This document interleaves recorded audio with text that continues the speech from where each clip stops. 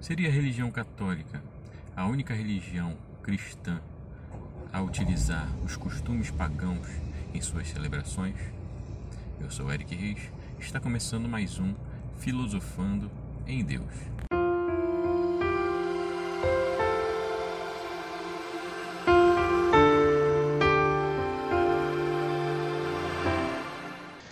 Olá, seja muito bem-vindo ao nosso canal para hoje darmos continuidade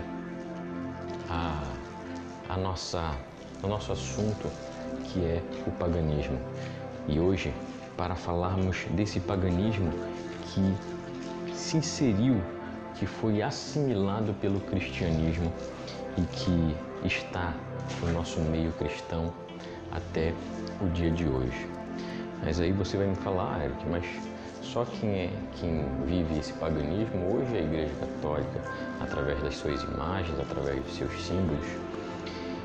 E eu diria que também, diríamos que é o mais notório, a mais notória representação da inserção do paganismo dentro da religião cristã. Mas não só isso. E demos exemplo, inclusive, que para que o cristianismo ele se expandisse, foram inseridos realmente alguns símbolos, algumas representações pagãs dentro do cristianismo para agradar, digamos assim, aos povos aonde a igreja ia avançando. Mas aí você vai me perguntar, então, Eric, se você está falando isso, não é só a Igreja Católica, não tem referência às igrejas evangélicas? E eu te digo que não. É importante a gente mencionar, e já falei isso em outros programas, que hoje o povo que se auto-intitula evangélico, ele é originário da Igreja Católica, evidentemente, que em um determinado momento da história rompeu, através principalmente de Martinho Lutero, com algumas das práticas da igreja naquele momento. Então, Martinho Lutero rompeu com aquilo e deu início a uma nova era de religiões. Então, ele pegou o protestantismo e permitiu que ele se multiplicasse através de diversos segmentos protestantes.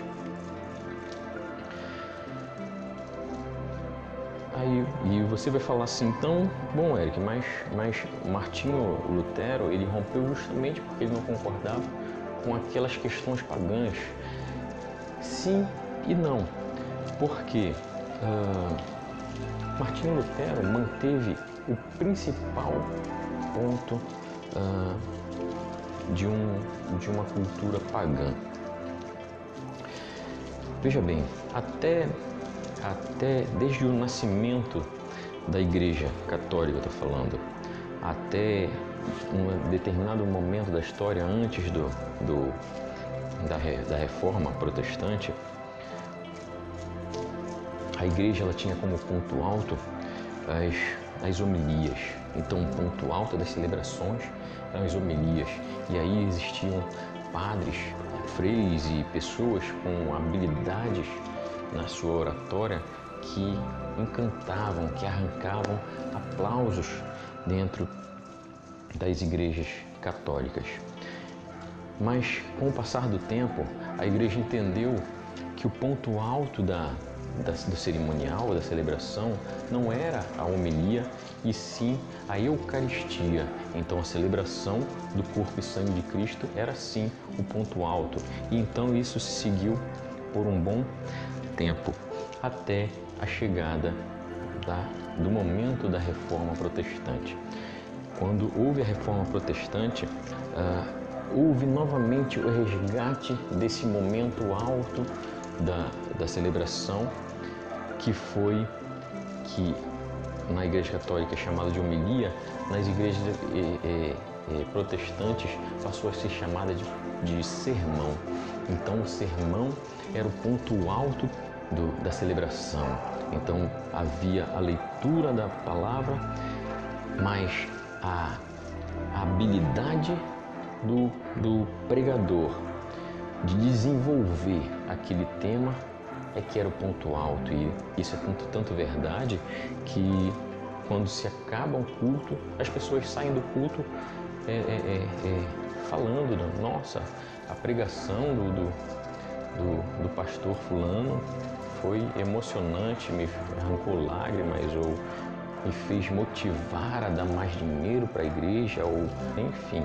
E você vai continuar me perguntando, tá, Eric, mas isso é bom, não é ruim? Eu não estou falando que é ruim. O que eu estou falando é que há a presença do paganismo nisso tudo. O problema dos sermões, dos belos sermões feitos a cada semana nos cultos, nas celebrações, ele tem o propósito de envolver, de encantar, de fascinar quem está ouvindo. E eu pergunto para você, você conhece alguém ou alguma cultura ou alguma escola que tem essa habilidade? Ah, você vai falar advocacia. Sim, também, por que não? Mas estou falando de algo lá no passado. Na cultura greco-romana, que aliás é uma cultura bem desenvolvida, já se falava em repúblicas, aliás, os grandes governantes entendiam que precisavam seduzir, precisavam conquistar os seus ouvintes. Então, percebendo a necessidade desses grandes governantes, surgiu a escola sofística. Então, os sofistas vieram cobrando muito dinheiro, e aliás ganharam muito dinheiro, cobrando pelas suas palestras e pelos seus ensinamentos. E como eles tinham a habilidade oral, a habilidade da retórica, eles não necessariamente tinham o domínio do conhecimento de algo. Poderia ser que sim, mas não necessariamente sim. Mas ainda assim fascinavam. Então falavam de coisas talvez, grande parte, vazia, mas pela forma como ele abordava, ele conseguia arrancar aplausos ou lágrimas, ou seja lá que emoção ele quisesse extrair do povo que estava lhe ouvindo. Então note, estamos falando de uma cultura de berço grego que foi para o povo romano e que foi inserido dentro da igreja romana e que foi copiado para a igreja evangélica. E aí está a grande questão, mas Eric, qual é o problema disso? O grande problema é que quando um orador, alguém especial, com habilidades de oratória, fala a um público, ele acaba aprisionando ao invés de libertar essas pessoas. Mas qual o problema disso? É você trazer informações falsas sobre um tema verdadeiro. E o tema verdadeiro seria o próprio Cristo. Isso é perigoso bastante, tanto que Paulo, talvez o mais intelectual dos apóstolos do Cristo, ele trouxe a seguinte mensagem na primeira carta aos Coríntios. Ele disse assim: de fato, Cristo não me enviou para batizar, mas para anunciar o Evangelho, sem sabedoria de palavras, para não esvaziar a força da cruz de Cristo. Então veja bem, é muito bonito ouvir alguém falar bonito, sim, mas é importante que esse falar bonito esteja vinculado à verdadeira mensagem do Cristo. Mas se a pessoa não consegue falar bonito, mas traz uma mensagem verdadeira, essa é a pessoa que eu devo ouvir. Mas como vou saber? Se eu vou me encantar pelo canto da sereia, né? Eu vou me cantar pelo canto da sereia e vou para dentro de um abismo. Essa é a grande verdade sobre a escola sofista. Mas aí você vai me perguntar, Eric, mas qual é o problema do paganismo estar dentro? Além desse que eu acabei de mencionar, do perigo de você estar sendo conduzido para o caminho errado, eu não sei te dizer. A única mensagem que eu consegui encontrar na Bíblia, em especial a mensagem do Cristo em relação aos pagãos, eu encontrei em Mateus 6. Quando orardes, não useis de muitas palavras, como fazem os pagãos. Eles pensam que serão ouvidos por força das muitas palavras.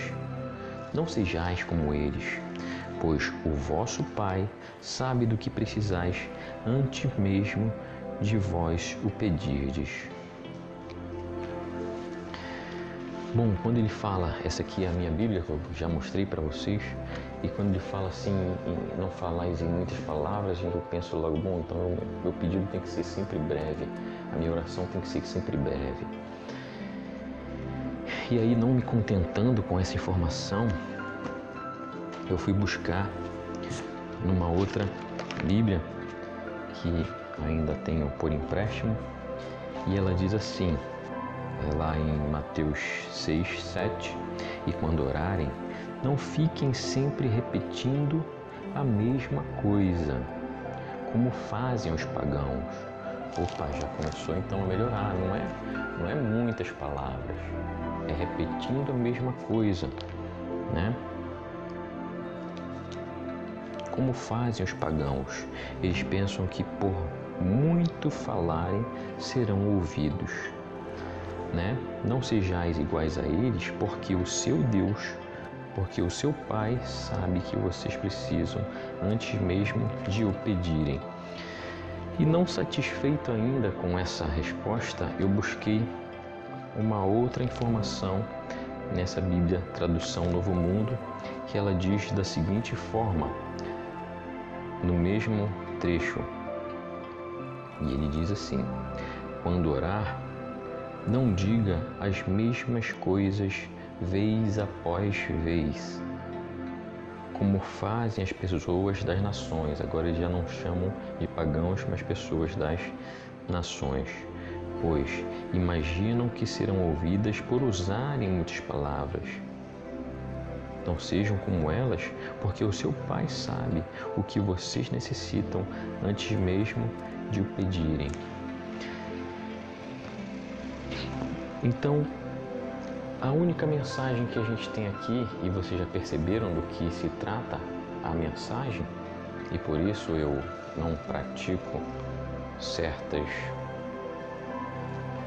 convites, justamente porque uma das poucas ordens deixadas pelo Cristo é justamente sobre essa. Quando for orar, não faça esse tipo de coisa.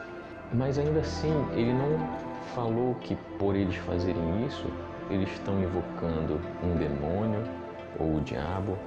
Eles estão dizendo apenas que eles fazem errado. Ele falou apenas que eles acham que vão ser atendidos por repetir.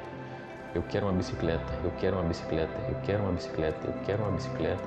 E por conta disso, enquanto que se eu dissesse, Senhor, eu preciso de uma bicicleta, Deus poderia me atender. Mas ele mostrou que essa é uma forma equivocada. Bem, então, com tudo isso que a gente verificou aqui e que eu venho refletindo ao longo da minha vida, é que qual é o problema? Isso eu vou de encontro à conclusão do autor do livro que eu citei para vocês, o Cristianismo Pagão. Eu vou de encontro, eu vou discordar em parte do autor, que aliás tem muitos argumentos para fundamentar, muito interessante, recomendo que você leia, mas eu vou discordar dele porque eu penso que o Cristo ele não Ele não proibiu e nem criou ritual para se celebrar o nome dele. Ele falou que onde tivesse 2 ou mais pessoas, lá ele estaria. Então, ele deu a entender que qualquer simples encontro em que celebrássemos o Senhor, em que falássemos do Senhor, em que fortalecêssemos uns aos outros em nome dele, lá ele estaria. E com isso o que eu quero dizer é que eu acho que nossos irmãos evangélicos estão totalmente equivocados em satanizar os nossos irmãos católicos por eles adotarem práticas desnecessárias, eu diria assim, em seus rituais, em sua forma de invocar a Deus.